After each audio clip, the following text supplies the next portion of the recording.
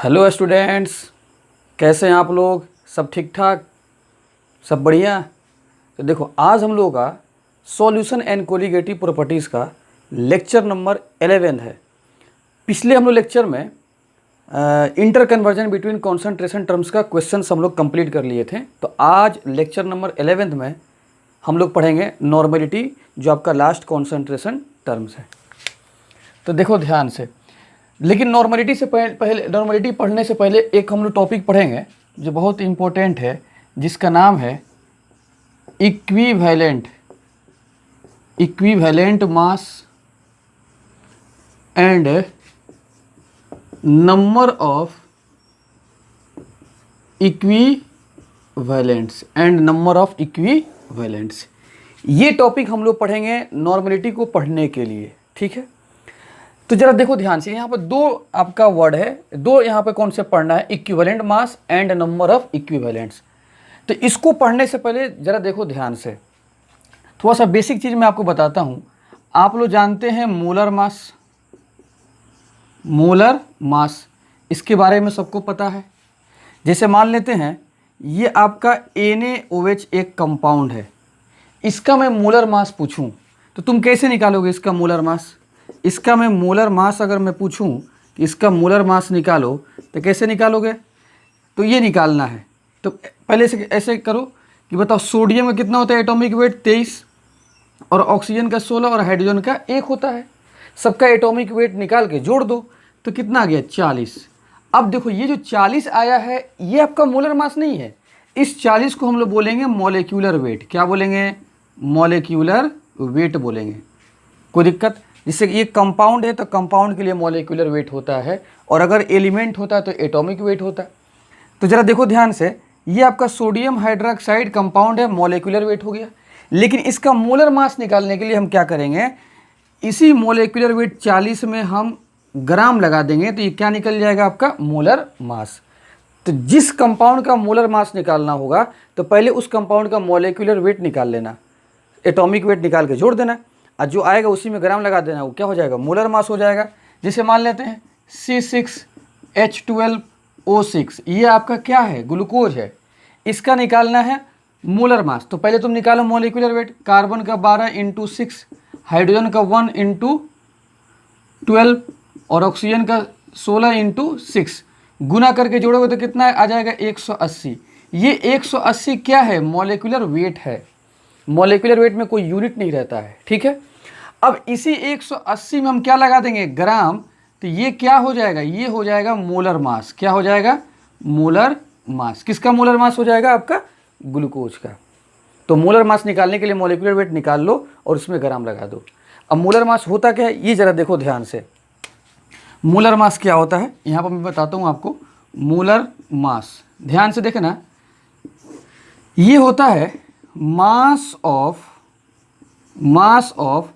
1 mole of substance. मतलब substance का 1 मोल का मास। सब्सटेंस का 1 मोल का मास को हम लोग क्या बोलते हैं? Molar mass. जैसे मान लेते हैं ये 40 ग्राम जो मोलर मास है NaOH का, यही बोलता है ये 1 मोल है। क्या है जी? 1 मोल ऑफ NaOH। मतलब 1 मोल NaOH किसके बराबर होगा? अपने मोलर मास के बराबर होगा। जैसे मान लेते हैं ये मोलर मास है किसका? ग्लूकोज का। तो हम बोल देंगे ये 1 मोल ऑफ ग्लूकोज है। 1 मोल ऑफ ग्लूकोज है। तो दुनिया का कोई सा भी कंपाउंड का 1 मोल बराबर होता है मोलर मास। अब मोलर मास कैसे निकलता है? मॉलिक्यूलर वेट में क्या लगा दो? ग्राम, ठीक है। तो देखो यहाँ पर मैं एक बार बताता हूँ, इसको बॉक्स में लिख लेना। 1 mole of any substance 1 mole of any substance बराबर, अगर मान लेते हैं वो सब्सटेंस क्या है? कंपाउंड। क्या है जी? कंपाउंड। तो यहाँ पर क्या लगा दोगे? Molecular weight. मॉलिक्यूलर वेट में क्या लगा दोगे? ग्राम। और इसी को हम लोग क्या बोलते हैं? मोलर मास बोलते हैं। क्या बोलते हैं? Molar mass. मतलब मॉलिक्यूलर वेट में ग्राम लगा दोगे तो मोलर मास, और यही मोलर मास किसके बराबर हो जाएगा? 1 मोल ऑफ एनी सब्सटेंस के बराबर हो जाएगा। तो कोई भी सब्सटेंस 1 मोल का होता है, वो अपने मॉलिक्यूलर वेट में तुम ग्राम लगा दोगे उसके मॉलिक्यूलर वेट में, तो क्या निकल जाएगा? मोलर मास निकल जाएगा। और मोलर मास का सिग्निफिकेंस क्या है? 1 मोल का मास। तो जब तुम अगर मैं कहूँ कि नंबर ऑफ मोल निकालो, क्या निकालो, नंबर ऑफ मोल, तो नंबर ऑफ मोल बराबर क्या होता है, गिवन मास और अपॉन मोलर मास। ये सबको पता है बहुत पहले से, इसी को नहीं बोलते हैं W/m। मतलब मोलर मास भी किस में होता है, ये होता है ग्राम में, और ये भी रखोगे किस में, ग्राम में, तो ये ग्राम ग्राम कैंसिल हो जाता है, तो नंबर ऑफ मोल आता है, एक सिंपल नंबर आता है, ये इसमें कोई यूनिट नहीं होता है। तो जब भी नंबर ऑफ मोल निकालना है तो गिवन मास को डिवाइड करेंगे किससे, मोलर मास से डिवाइड करते हैं, याद रखना इस बात को। नंबर ऑफ मोल कैसे निकालेंगे, गिवन जो मास है, जैसे मान लेते हैं ये यहाँ पर दिया है 20 ग्राम NaOH, इसका निकालना है नंबर ऑफ मोल। क्या निकालना है, नंबर ऑफ मोल। कैसे निकालोगे, तो गिवन मास कितना दिया है 20 ग्राम, और अपॉन इस NaOH का मोलर मास कितना हो जाएगा 40 ग्राम, 40 एटॉमिक वेट हो, 40 मोलिकुलर वेट हो जाएगा, और उसमें ग्राम लगा दो, क्या निकल जाएगा, मोलर मास। तो ये क्या हो जाएगा, जरा देखो, ये आराम से कट जाएगा, 1/2 मोल हो जाएगा। तो जब भी मोल आपको निकालना है तो क्या करोगे कि जो गिवन मास है उसमें तुम डिवाइड करना किससे, मोलर मास से, निकल जाएगा खटाक से मोल। ठीक है, अब जरा देखो ये क्यों मैं बताया हूँ, मैं इसलिए बताया हूँ कि ताकि आपको मुझे एक चीज़ समझाना है और कंपेयर करके समझाना है, ताकि एकदम तुम लोगों का दिमाग के बत्ती जल जाए। ठीक है, चमक जाए, एकदम चमक जाए। जरा देखो ध्यान से, यहाँ पे मैं एक बात लिखा हूँ, इक्विवेलेंट मास, एकदम ध्यान से देखना, इक्विवेलेंट मास। मोलर मास कैसे निकला था, मोलर मास निकला था, यहाँ पर लिखता हूँ मोलर मास कैसे निकला था, मोलर मास, मोलिकुलर वेट में क्या लगा दिए थे हम लोग, ग्राम, तो मोलर मास निकल गया था। ठीक है, इक्विवेलेंट मास कैसे निकलेगा, इक्विवेलेंट मास एकदम ध्यान से देखना, इक्विवेलेंट मास का फॉर्मूला होता है मोलर मास, क्या होता है, molar mass upon n factor, या इसी को दुनिया बोलती है valency factor, VF, valency factor. n factor बोलेंगे या वाइलेंसी फैक्टर बोलेंगे, बात क्या है, सेम है, वाइलेंसी फैक्टर या n फैक्टर। तो इसी को हम लोग क्या बोलते हैं, इक्विवेलेंट मास। तो इक्विवेलेंट मास अगर निकालना है तो मोलर मास में डिवाइड करें किससे, n फैक्टर से। अब ये n फैक्टर क्या है, तो n फैक्टर एक नया टर्म है जो आपको सीखना है, वो अभी आपको मैं बताऊंगा। बस अभी मान के चलो कि n फैक्टर कोई दुनिया में एक चीज़ है, n फैक्टर होता है, बस उसको समझो। आगे चल के मैं आपको बताऊंगा n फैक्टर निकालना, बहुत डिटेल्स में आपको सिखाऊंगा। तो एक बात क्लियर हो गया कि इक्विवेलेंट मास बराबर molar mass upon n factor, कोई दिक्कत। अब जरा देखो यहाँ पर एक बात लिखा है, नंबर ऑफ इक्विवेलेंट्स,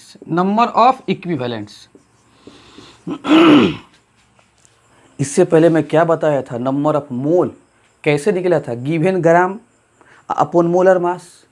वैसे ही यहाँ पर देखो, नंबर ऑफ मोल वहाँ पे है, यहाँ पर नंबर ऑफ इक्विवेलेंट्स है, तो नंबर ऑफ इक्विवेलेंट्स कैसे निकलेगा, तो molar mass, sorry, number of equivalents कैसे निकलेगा जी, उधर नंबर ऑफ मोल कैसे निकला था, गिवन मास अपॉन मोलर मास।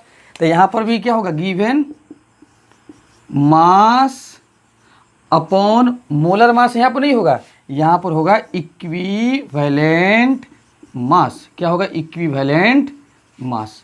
और गिवन मास को मैं W बोल दूं, और इक्विवेलेंट मास को हम लोग क्या बोल दूं, EM बोल देते हैं। W मतलब गिवन मास, और इक्विवेलेंट मास को EM बोल देते हैं। तो ये भी आपका एक फार्मूला हो गया, कोई दिक्कत।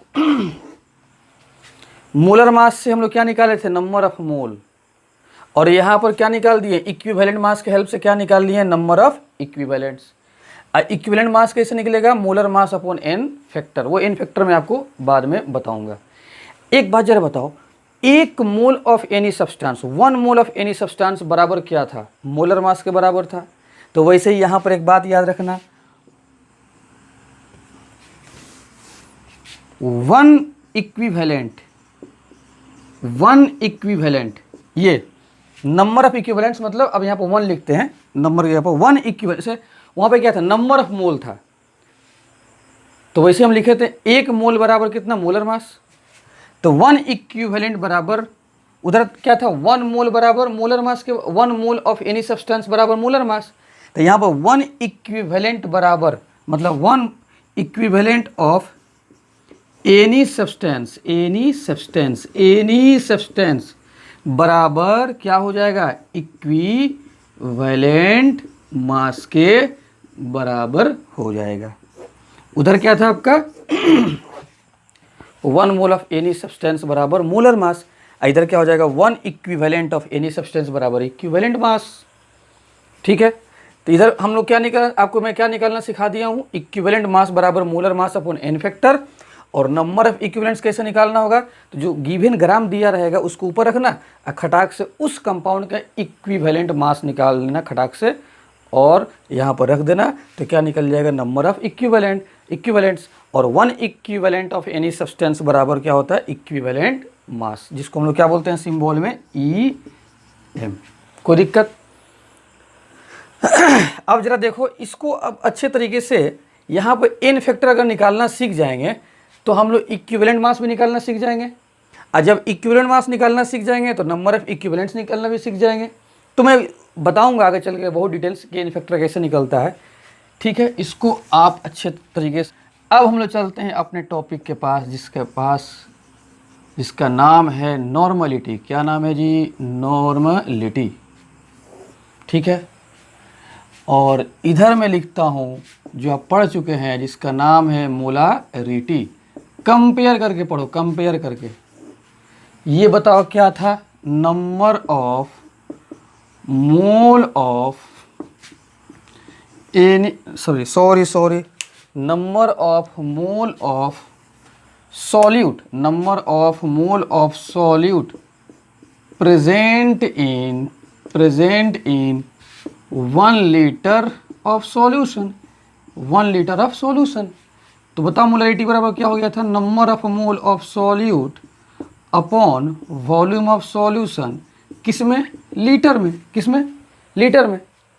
अब देखो नॉर्मलिटी क्या होता है, मोलरिटी निकलता है number of mole of solute के हेल्प से, और नॉर्मलिटी निकलता है, देखो ये क्या होता है, नंबर ऑफ मोल नहीं यहाँ पर, number of equivalents, number of equivalents. अच्छा, नंबर ऑफ इक्विवेलेंट्स कैसे निकलता है, बताओ। गिवन मास अपॉन इक्विवेलेंट मास। और नंबर ऑफ मोल कैसे निकलता है, गिवन मास अपॉन मोलर मास। ठीक है, तो number of equivalents of solute present in 1 litre of solution. कोई दिक्कत? तो क्या हो जाएगा नॉर्मलिटी बराबर number of equivalents upon volume of solution, किसमें, लीटर में, देख लो, present in 1 litre of solution, तो वॉल्यूम ऑफ सॉल्यूशन नीचे आ जाएगा, ये लीटर थी भी लीटर, क्योंकि यहाँ पर भी लीटर तो यहाँ पर भी लीटर। कोई दिक्कत? अब देखो ऊपर क्या है, number of mole of solute, तो number of mole of solute, और यहाँ पर number of equivalents of solute, तो number of equivalents of solute.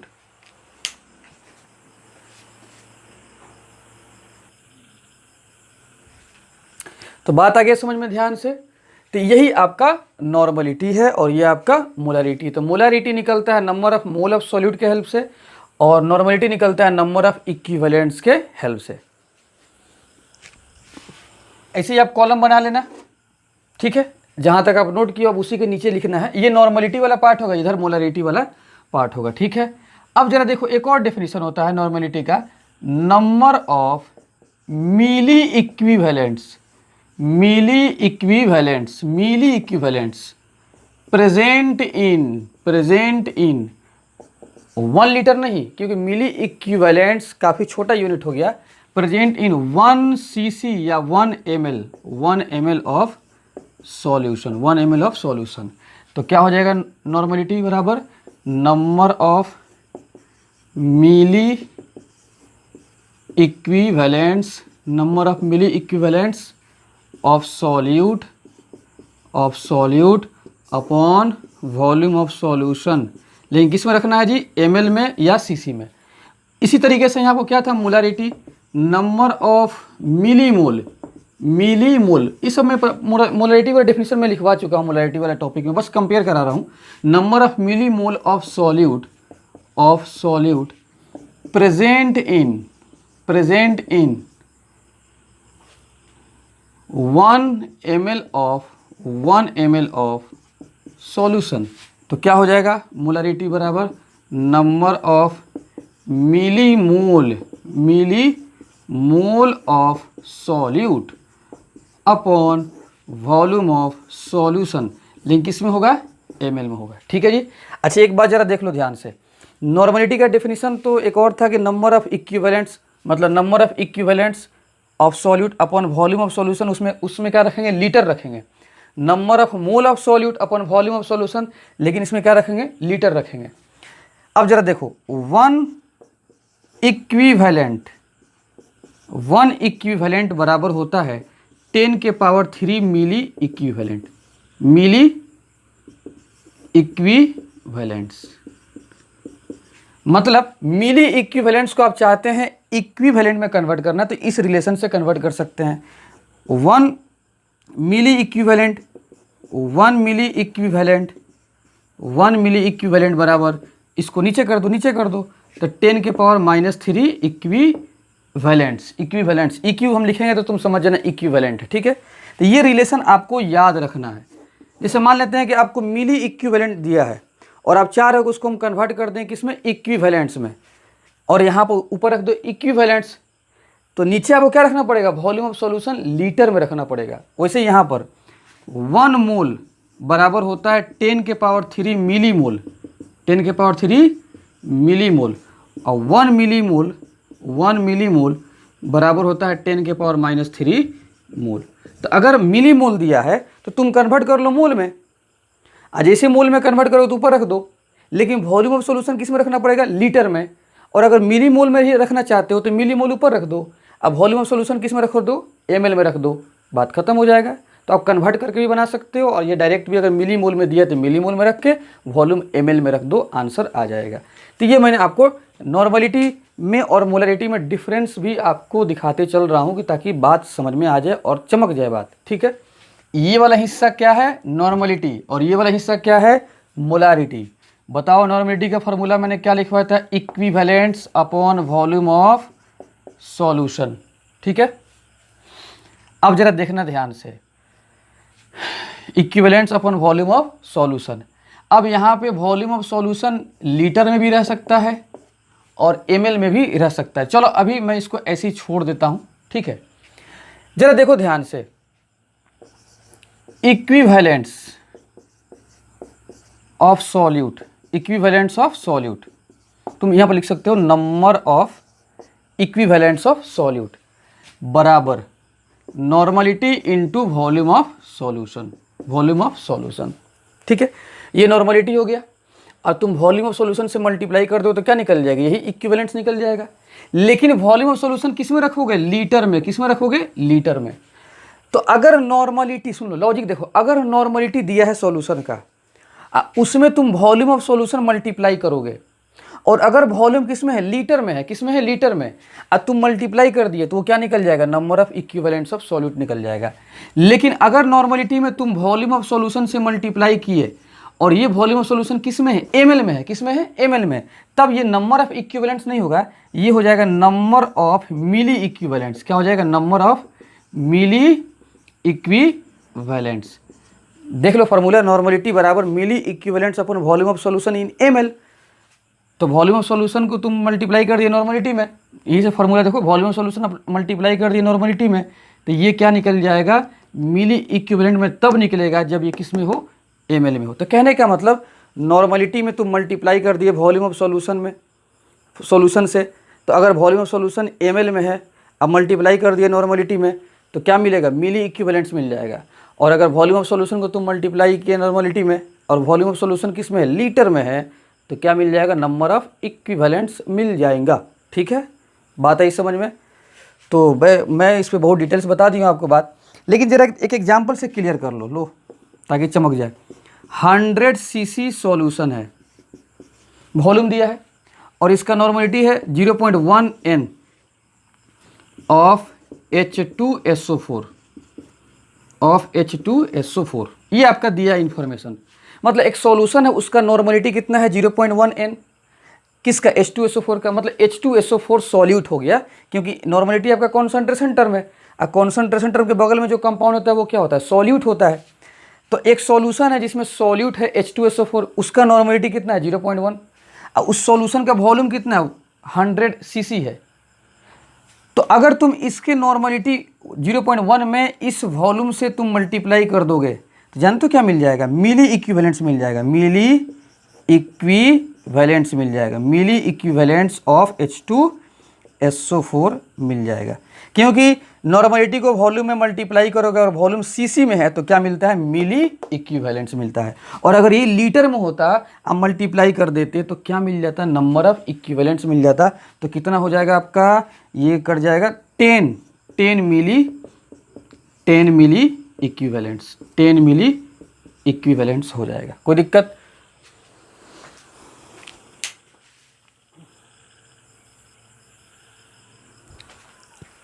अब वैसे ही यहाँ पर देखो molarity, mole of solute upon volume of solution. चलो देखो ध्यान से, एन सॉल्यूट, ये मोल ऑफ सॉल्यूट है, n into volume of solution. ईमानदारी से बताओ ये मोल कब रहता है, जब नीचे वॉल्यूम किस में होता है, लीटर में, तो ये लीटर में रखना पड़ेगा। तो मोलारिटी में और वॉल्यूम में मल्टीप्लाई करोगे, अगर वॉल्यूम लीटर में है तो ये क्या हो जाएगा, मोल ऑफ सॉल्यूट हो जाएगा। क्या हो जाएगा, मोल ऑफ सॉल्यूट हो जाएगा, मोल of solute, mole of solute, ठीक है, मोल ऑफ सॉल्यूट हो जाएगा। मैं इधर लिख देता हूं इसको, मोलारिटी बराबर मोल of solute upon volume of solution, ठीक है। और अगर तुम मोलारिटी में ये एन लिख दिया हूं, मोलारिटी लिखना चाहिए, मोलारिटी में तुम वॉल्यूम ऑफ सॉल्यूशन से मल्टीप्लाई कर दिए, और अगर वॉल्यूम ऑफ सॉल्यूशन किस में है, ml में है, तब तो मोल नहीं मिलेगा, क्या मिलेगा, मिली मोल मिल जाएगा। क्या मिल जाएगा, मिली मोल। इसको भी समझ लो एग्जांपल से, 100 cc सॉल्यूशन है और 0.1 मोलर आपका NaOH है। तो इस सॉल्यूशन में NaOH क्या हो जाएगा, सॉल्यूट हो जाएगा। सबको पता है कि सॉल्यूट हो जाएगा, क्योंकि कॉन्सेंट्रेशन टर्म के बगल में जो कंपाउंड दिया रहता है वो सॉल्यूट ही होता है। तो अब मल्टीप्लाई कर दो, 100 इंटू 0.1, वॉल्यूम में मोलारिटी से मल्टीप्लाई करोगे, अगर वॉल्यूम सीसी में है तो ये क्या मिल जाएगा, मिली मोल मिल जाएगा। क्या मिल जाएगा जी, मिली मोल। तो कितना हो जाएगा, वही 10 मिली मोल, 10 मिली मोल ऑफ किसका, NaOH का। तो बात क्लियर होगा, एकदम कॉन्सेप्ट चमक गया होगा, एकदम दोपहर की तरह चमक गया होगा, ठीक है। तो नंबर ऑफ इक्विवेलेंट्स कैसे निकालेंगे बताओ, given mass upon equivalent mass, very good. Number of mole कैसे निकालते हैं बताओ, given mass upon molar mass. Normality कैसे निकालेंगे, number of equivalents upon volume of solution in litre, या number of milli equivalents upon volume of solution in ml।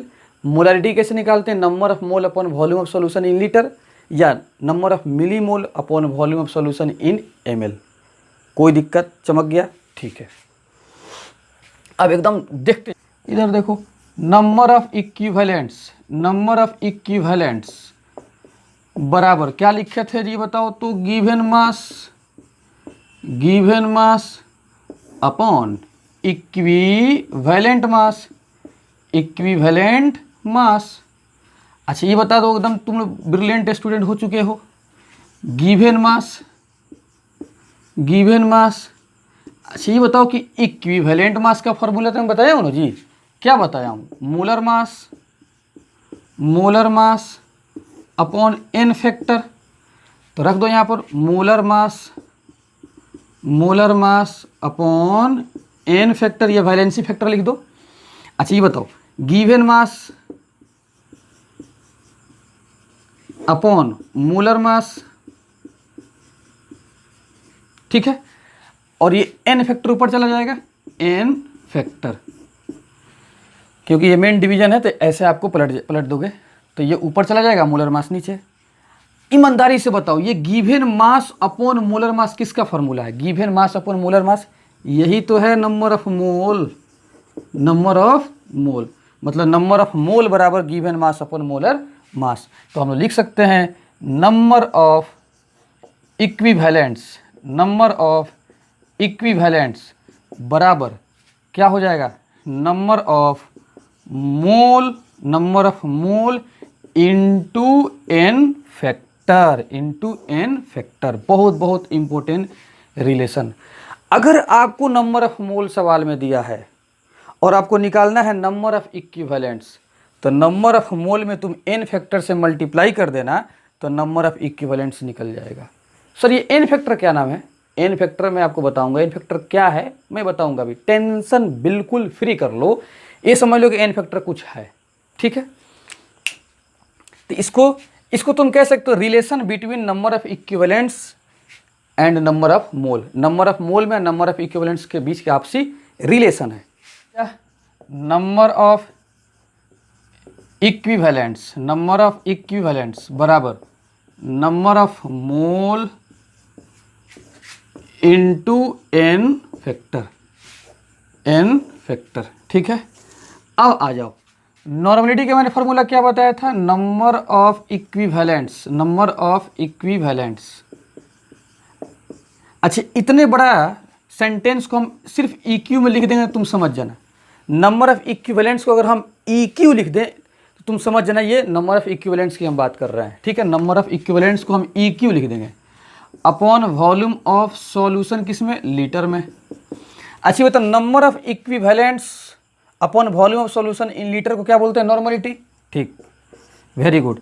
Number of equivalents बराबर क्या लिख सकते हैं, number of mole into n factor, मतलब n factor इधर कर दो और नंबर ऑफ मोल इस ब्रैकेट को हटा दो, number of mole upon volume of solution in litre, ठीक है, कोई दिक्कत। अब जरा देखो, ध्यान से देखो, ध्यान से एकदम, ये number of mole of solute, यहाँ पर सॉल्यूट होगा, सॉल्यूट का ही होता है ना जी, नॉर्मलिटी चाहे मोलरिटी कुछ भी, तो सॉल्यूट लिख दो यहाँ पर। Number of mole upon volume of solution, ईमानदारी से बताइए किसका फॉर्मूला है, यही ना मोलरिटी है जी, यही क्या आपका मोलरिटी है। तो देखो कितना अच्छा रिलेशन निकल गया, नॉर्मलिटी बराबर एन फैक्टर इंटू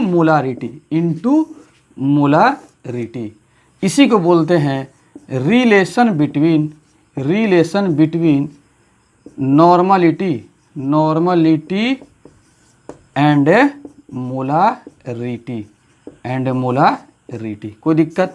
तो जब भी अगर सवाल में मोलारिटी दिया है और नॉर्मलिटी निकालना है तो एन फैक्टर से मोलारिटी मल्टीप्लाई कर दोगे तो नॉर्मलिटी नहीं निकल जाएगा, और जब भी नॉर्मलिटी सवाल में दिया है और मोलारिटी निकालना है तो एन फैक्टर से डिवाइड कर देना नॉर्मलिटी में, तो क्या निकल जाएगा, मोलारिटी निकल जाएगा। अब ये एन फैक्टर के बारे में आपको बताऊंगा, ठीक है। तो देखो ध्यान से, तुम मोलारिटी निकालना जानते हो, तुम अगर सवाल में कहीं नॉर्मलिटी निकालने के लिए दे दिए, पूरा क्वेश्चन दे दिया क्या निकालना है जी, नॉर्मलिटी, ठीक। तुम क्या करना, कुछ मत करना, तुम जो पहले पढ़ चुके हो मोलारिटी निकालना, तो तुम उसका मोलारिटी निकाल देना। जो मोलारिटी निकालोगे आंसर आया है उसमें एन फैक्टर से मल्टीप्लाई कर देना, जैसे ही एन फैक्टर से मल्टीप्लाई करोगे तो नॉर्मलिटी निकल जाएगा। तो हम पूरा फॉर्मूला को एक जगह लिख देते हैं, ठीक है, ताकि बात एकदम समझ में आ जाए। तो ये आपके याद रखना, नंबर ऑफ मोल को कन्वर्ट करना अगर इक्विवेलेंट्स में तो ये फार्मूला लगा देंगे, और ये तो आपका बेसिक फार्मूला हो गया नॉर्मलिटी का। ये किसका फार्मूला हो गया जी, बेसिक फार्मूला हो गया नॉर्मलिटी का, ठीक है। और ये relation between normality and molarity. ध्यान से देखो, सबसे पहले बात कि नॉर्मलिटी का पहला फार्मूला याद रखना, नंबर ऑफ इक्विवेलेंट्स, ये बेसिक फार्मूला याद रखना, of solute upon volume of solution, किसमें, लीटर में। ये याद रखना पहला फार्मूला। दूसरा, नॉर्मलिटी बराबर n factor, number of equivalents of solute की जब लिखते हैं n factor into number of mole upon volume of solution, किसमें, लीटर में। इसी नंबर ऑफ इक्विवेलेंट्स की जगह पर n factor into number of mole, ये भी नॉर्मलिटी है, ये नॉर्मलिटी का दूसरा शक्ल है, ठीक है, दूसरा शक्ल। इसी को लिख सकते हो n बराबर n factor into molarity, 3 formula याद रखना, क्वेश्चन हमेशा बन जाएगा। अब जरा देखना है, अगर कहीं आपका सवाल दे दिया है 2 मोल NaOH, क्या दिया है 2 मोल NaOH, 2 मोल NaOH कह रहा है कि 2 मोल NaOH है, इसका निकालिए नॉर्मलिटी। क्या निकालिए इसका नॉर्मलिटी। बताओ इस तीनों में से कौन सा लगा हुआ फॉर्मूला, देख लो किस में मोल है, इसमें मोल है, तो ये उठा के यहाँ पर रख देना और NaOH का निकाल लेना एन फैक्टर, जो आपको सिखाएंगे एन फैक्टर मल्टीप्लाई कर देना। अब वॉल्यूम ऑफ सॉल्यूशन आपका दिया रहेगा, मान लेते हैं यहाँ पर 100 cc, तो यहाँ पर रख देना, सीसी में दिया तो लीटर में कन्वर्ट कर देना, कोई दिक्कत। तो अगर जब भी मोल में दिया है इंफॉर्मेशन तो आप ये लगा देना फॉर्मूला, एन फैक्टर से मल्टीप्लाई कर दिया जाएगा। अब वॉल्यूम सॉल्यूशन सीसी में है तो लीटर में कन्वर्ट कर देंगे, ठीक है, ये तो बात तुम समझ गए। अगर सवाल में जैसे मान लेते हैं 20 ग्राम NaOH दे दिया, 20 ग्राम NaOH, अब वॉल्यूम ऑफ सॉल्यूशन कितना दिया है, मान लेते हैं 500 ml, निकालना है नॉर्मलिटी। अब ग्राम दिया है तो देखो ध्यान से, एक बार बताओ कि ये वाला लगाएंगे फॉर्मूला या ये वाला लगाएंगे, नंबर ऑफ इक्विवेलेंट्स ऑफ लगाएंगे सॉल्यूट का या नंबर ऑफ मोल लगाएंगे। अगर ये लगाओगे तो तुम सबको पता है कि ग्राम को हम लोग कन्वर्ट कर सकते हैं नंबर ऑफ मोल में, N बराबर W/M, ये मोल आ गया, W रख दो यहाँ पर 20, आइए अपॉन मोलर मास रखो तो ये आ जाएगा क्या, आपका मोल आ जाएगा, क्या आ जाएगा मोल। अब इस मोल को उठाकर यहाँ पर रख दो तो ग्राम देगा तो मोल में कन्वर्ट खटाक से कर लेना, और जैसे मोल में कन्वर्ट कर लोगे तो यहाँ पर रख दो और एन फैक्टर से मल्टीप्लाई कर दो। अब वॉल्यूम सॉल्यूशन कितना दिया 500 ml, तो इसको लीटर में कन्वर्ट कर देना। या अगर तुम इस फॉर्मूला से बनाना चाहते हो तो जरा देखो ध्यान से, ये आपका 20 ग्राम दिया है तो नंबर ऑफ इक्विवेलेंट्स का फॉर्मूला क्या मैं आपको बताया हूँ, गिवन मास अपॉन इक्विवेलेंट मास। तो गिवन मास कितना दे दिया आपका 20 और इक्विवेलेंट मास का फॉर्मूला क्या होता है, molar mass upon n factor, और इसका एन फैक्टर मोलर मास कितना होता है 40, मोलर मास कितना 40। रुको यहाँ पे इसको मैं नीचे लिखता हूँ, देखो ध्यान से, यहाँ पर थोड़ा सा नीचे लिखता हूँ। अगर इससे तुम बनाना चाहते हो तो नंबर ऑफ इक्विवेलेंट्स का फॉर्मूला क्या होता है बताओ, गिवन मास अपॉन मोलर मास, सॉरी अपॉन इक्विवेलेंट मास। तो गिवन मास कितना दिया है 20 और इक्विवेलेंट मास निकालना पड़ेगा NaOH का, और इक्विवेलेंट मास बराबर क्या होता है molar mass upon n factor, molar mass upon n factor. और NaOH का मोलर मास कितना होता है 40 अपॉन एन फैक्टर, और ये कितना तुम रख दिए 20। तो अगर एन फैक्टर निकल जाए तो हम इसको भी लगा सकते हैं, ठीक है। तो देखो ग्राम अगर दिया है ना तो तुम्हारे पास 2 ऑप्शन है, या तो इस ग्राम को तुम कन्वर्ट कर लो किसमें, नंबर ऑफ इक्विवेलेंट्स में कन्वर्ट करने के लिए गिवन मास को ऊपर रखो और इस कंपाउंड के इक्विवेलेंट मास से डिवाइड कर दो। इक्विवेलेंट मास कैसे निकालोगे, molar mass upon n factor निकालना आपको सिखाएंगे तो खड़ाक से हो जाएगा।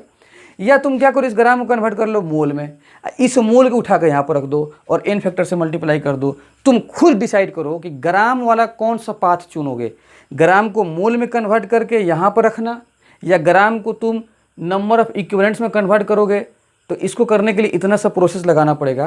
तो हम तो यही कहेंगे, ग्राम अगर दिया है सवाल में नो तो तुम लोग क्या करना कि खटाक से उसको मोल में कन्वर्ट करना, उस मोल को उठा कर यहाँ पर रख देना। ये सब क्वेश्चन मैं आपको समझा दूंगा, ठीक है। तो अब मैं अभी आपको डिटेल्स में समझा चुका हूँ कि कैसे नॉर्मलिटी निकालेंगे, क्या फॉर्मूला है उसका। इसमें अब बस एक बात तुम लोगों को हम बता देंगे तो नॉर्मलिटी का क्वेश्चन यूँ खत्म हो जाएगा, जिसको एन फैक्टर बोलते हैं। कि अब जरा आप लोग ध्यान से देखें, मैंने पूरा नॉर्मलिटी का कॉन्सेप्ट बता दिया, मोलारिटी में उसका कंपेयर करके दिखा दिया, फार्मूला में सब बता दिया हूँ, सब कुछ अब हो जाना है।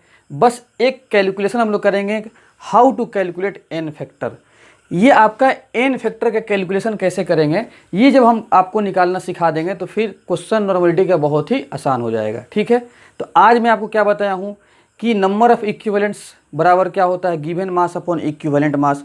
इक्विवेलेंट मास कैसे निकलता है, molar mass upon n factor, ठीक है। तो एन फैक्टर मैं आपको निकालना सिखाऊंगा। नॉर्मलिटी बराबर क्या होता है, number of equivalents upon volume of solution in litre. Number of equivalents बराबर होता है, एक फार्मूला में बताया हूँ, n factor into number of mole. ये सबका आप लोग नोट्स अच्छे से बना लेना और हम लोग n फैक्टर के कैलकुलेशन करेंगे नेक्स्ट लेक्चर में। अब तक जो मैं बताया हूँ अच्छे से रिवीजन कर लेना, ठीक है। तो लेक्चर नंबर 12 में हम लोग मिलते हैं कैलकुलेशन ऑफ n फैक्टर के साथ। Okay, thank you.